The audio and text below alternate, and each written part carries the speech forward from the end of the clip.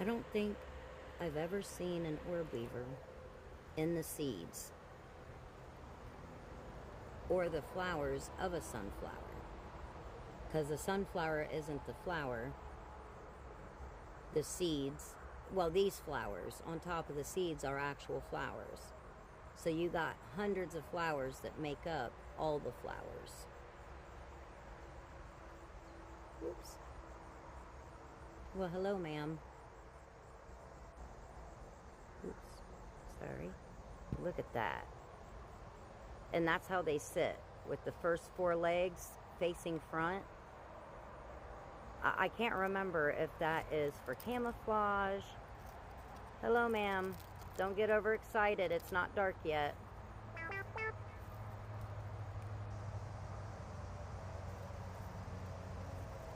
There's all of her web for now. And then it's also down to this leaf right here that's been moving with the head. You can see it's one of her structural webs.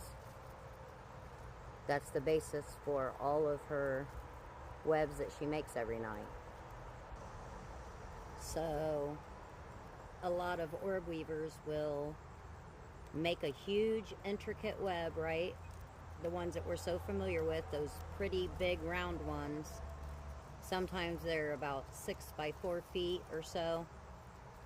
And a lot of orb weavers will tear them down in the morning before they go to sleep and hide and eat it to reclaim all of the protein from the web. Don't you come out on me, ma'am. It ain't dark enough yet.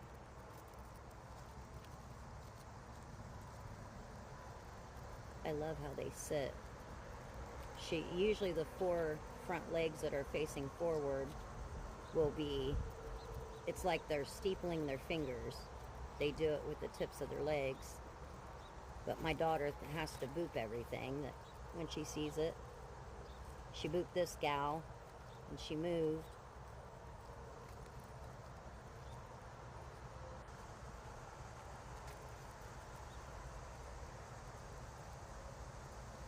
You're scary and pretty all at the same time.